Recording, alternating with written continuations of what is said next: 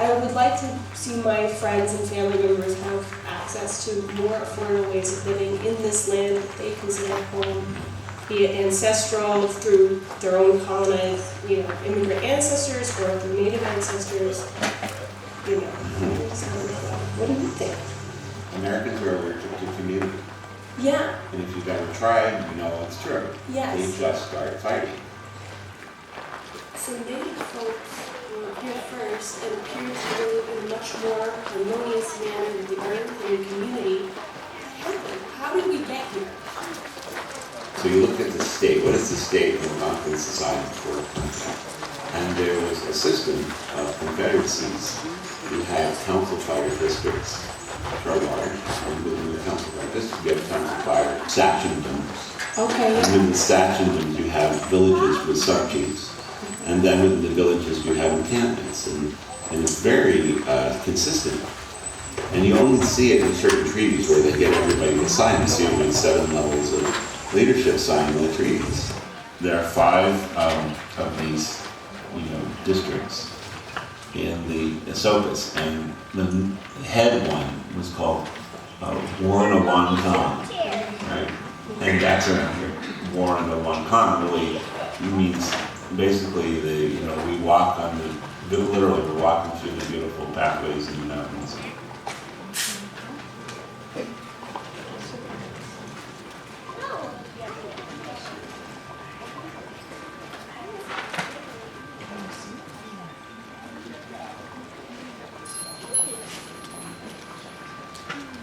New York was originally colonized by the Dutch. At that time, the Dutch had, the largest trade monopolies in the world, and as such, the cities that became New York City and Albany today were suddenly trading posts. The Dutch intentionally reshaped the native economy, leading to increasing native reliance on European trade goods. So, especially when native peoples were hit by a massive pandemic that targeted children.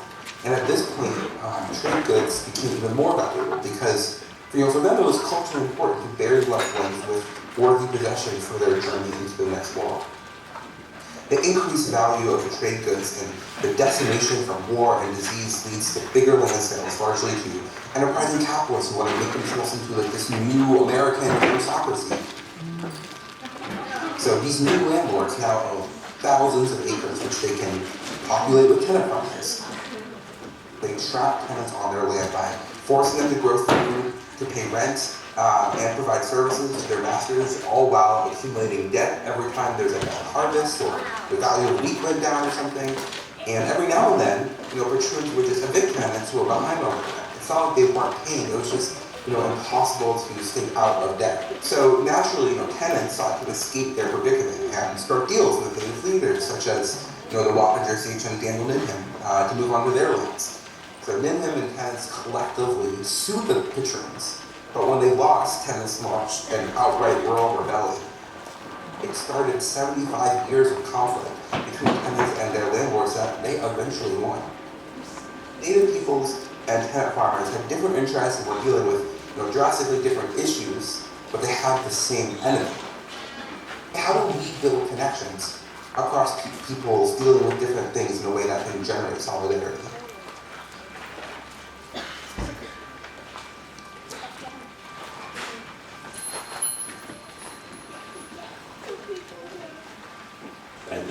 And they're paying rent and everything. Right, which is crazy. Right, in their own land. In their own land. And yeah, so there are native folks of this area who are paying rent and paying taxes in their own land.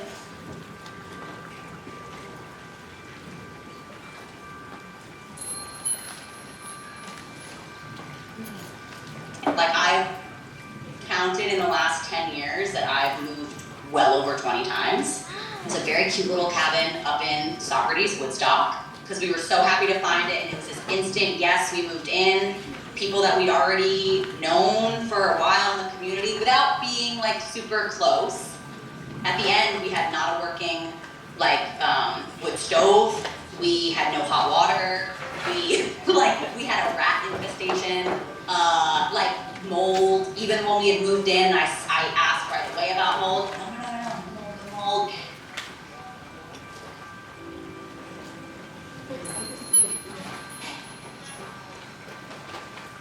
I thought, let me just list it as a residence, a long term, and just see what happens. And if I don't get interest, maybe I'll consider Airbnb-ing it. And I had so much interest in it that I just was like, I have to be a long-term tenant. Like there's a need out there. You don't make a lot of money when you have like a small rental like that. It kind of covers its cost with a little bit extra. It's such a complicated situation. I mean, I fully understand the concern of being housed and needing to be housed. And I don't know what the solution is, but I think that some of the rules are put in place really to enforce it against these big offenders. There are these kind of holes that people like me fall into.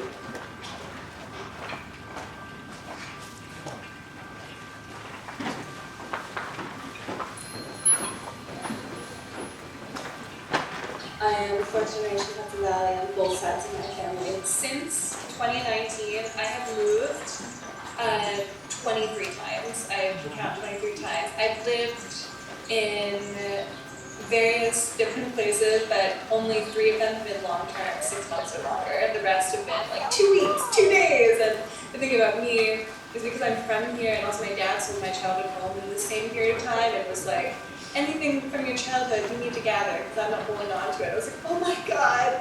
There were these 2 men in suits chatting, and one was from Europe, the other guy was like, just like bounced all around the world, where he's from. But he was like, yeah, I just love being in the Hudson Valley, and like all of these old houses went up for sale back in 2020, and I just bought 5 of them. He's like, so right now I've got 5 houses. One I'm using as an office. The other one, I don't know, maybe I'll Airbnb it. I'm living in the other one, and I've just got these 2 houses that are sitting there. I was listening there. That's the time I was living in a tent actually, and it was so hard to bite my tongue and be like, what?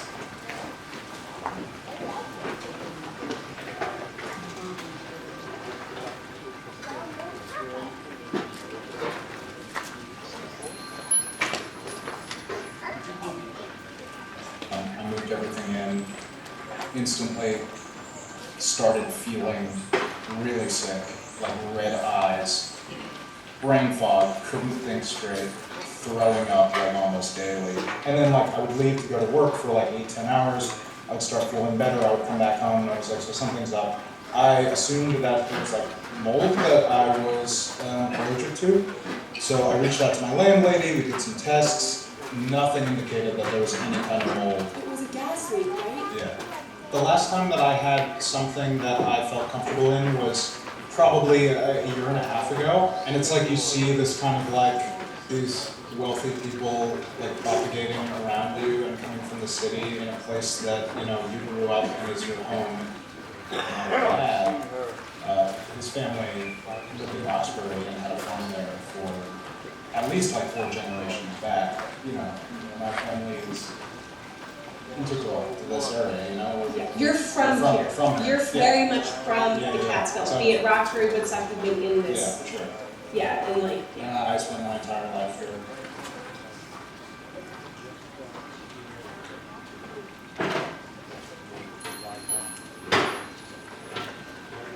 As a landlord, so I feel like I do have to give back. And I put myself in a really bad situation because of that.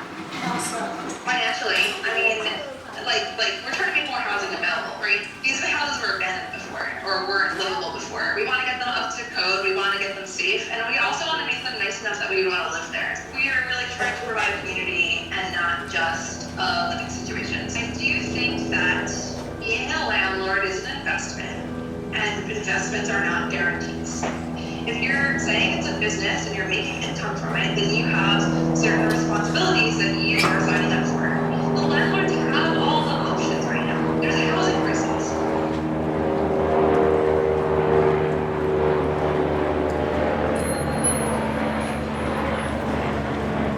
My family history starts in East Hewitt. You know, it's long, it goes back 6 generations. One of my ancestors was in a Sophis Munsee named Lawami, and they can't get past that. Is there still land in your family? Do you still have any like connection? Like nothing. No, inheritance is gone. Yeah. I like cried looking at the land that like some of them had gotten over the years, you know, it would be deeds for like small amounts of acres. My mom, she grew up with 9 siblings on 1 acre of land, but it was a farm. And when my grandparents died, there was 9 kids to decide between who's gonna have it, so it ended up, they ended up Sally and Anna. I grew up here, I found it beautiful, it's my home, it's where I know the best. I feel that I have an obligation to make the area safe and a sense of community. It's slipping more than ever with rural gentrification.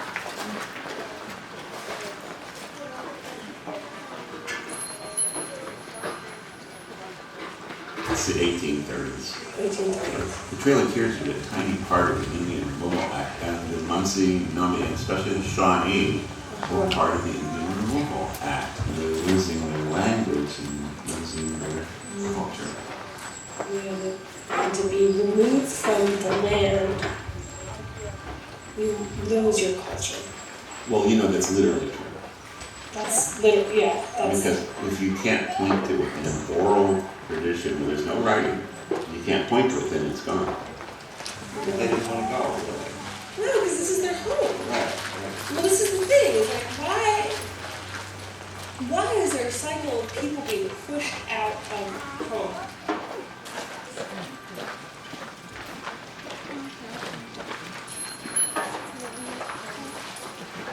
I spent my entire life in Ulster County, grew up in Highlands, went to school in Highlands, and then, I worked for the state of New York, so, it's a nice secure job, but there's times where, something happens, like you're furloughed or just extenuating circumstances and you find yourself out of work. Like I caught COVID 4 times because we were deemed essential. Yeah, and 35 days at a time, you don't get paid. So yeah, that was caused my housing crisis, and I'm trying to climb out of it now. So currently I do have an apartment that we just got like a month ago, but we were homeless through the winter, right after Christmas up until about, I want to say April. I have ran for office, I have a master's degree, I make way too much to get any help. I don't qualify for food stamps, don't qualify for Section 8, even homeless, don't qualify for anything. So I was out there homeless with nothing, no food, and nothing we can do, you make too much.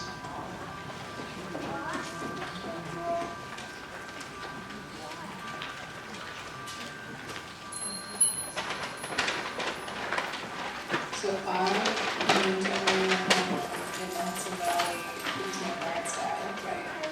When I was 21, there was a dilapidated farmhouse in a flood zone near the Joe Park.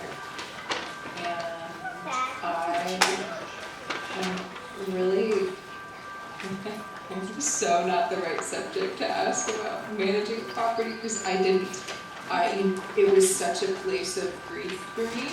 I really probably should have sold the house when my parents died because I didn't know fuck all about being a landlord. So I did a lot of ignoring the situation for a long time. When people were living in it. I inherited my parents' mortgage, right? Like I inherited the debt. I moved in for a little while right after my mom died. My parents were importers, so it was a really big project to empty the place. And then I kind of moved into my car from there. To then rent out the house, exactly. Because I just graduated college at that point, right? My dad had died for about a year earlier, and it was like, fuck, what am I gonna do? I didn't know what to do other than, I guess I rented out because the mortgage needs to get paid, and I just graduated school. There's not professional opportunities like what I was looking for in Delaware County. Our job market prospects up in upstate New York was like, you could work in gardening, you could work in a service job, but even if you have a college degree, there's really no work. You would not have made your mortgage, right? You know, that was, and that was really stressful because the mortgage remained in my parents' name after they died, and there was a big fear of, will the house get taken away from me?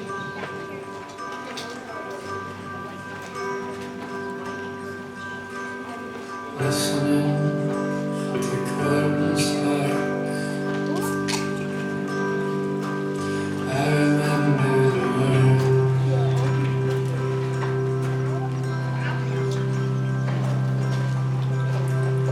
Deep down and It's absent. hard to leave the place you love. A student of time, a student of time, a student of time. Did This you whole write the conversation with housing is so deep for me. Was it you that I come for? Housing remains unaffordable. How are you Did supposed you to say ameliorate like systemic change, you know? that I am lightweight?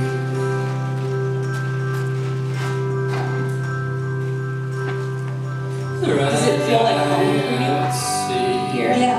Yeah, it does, it does. That I am the empty house. The human heart is the problem. There's a lot of selfishness, not enough selflessness. They forget that they're on a planet with other people. Breathe the wild heart. I remember the words.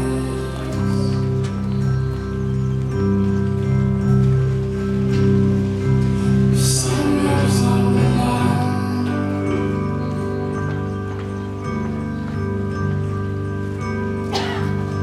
A student of time, a student of time, a student of time. Did you write the sunlight? Was it you who saw the horn?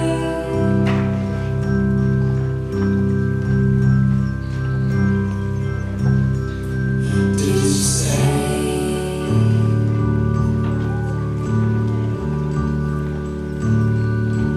I'm only rusted?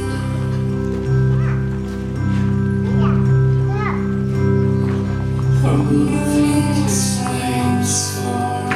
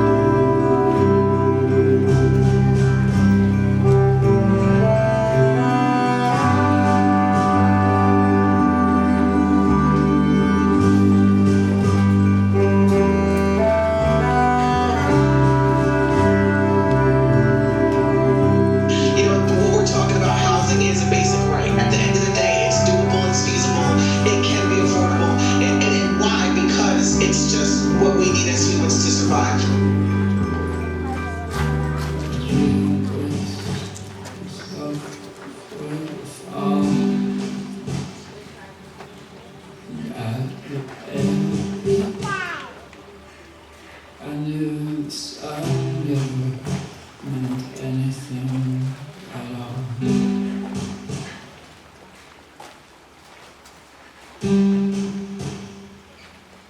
It's not the music of the spheres that cause my hands to break against the wall.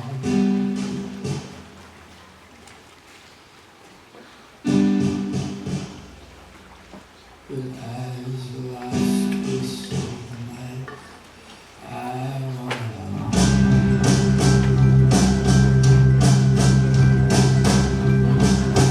I am the empty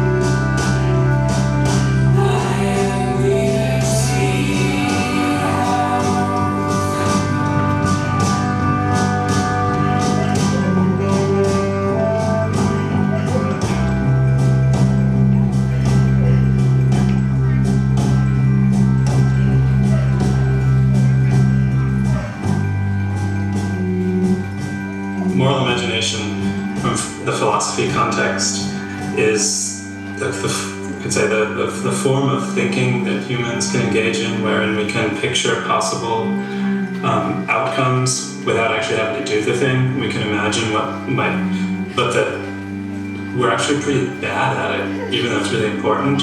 What I've been working on is it turns out that children are actually much better at it, because the more experience you have in the world, the more you know about how things are, it affects your ability to think counterfactually and to think about how they could be differently. It could be different. And so I think one of the big tasks is to find ways to let younger people re-envision the way we have social arrangements, because those of us who have lived for many years in neighborhoods, and like it starts to seem natural and inevitable the way things are. They don't have to be that way.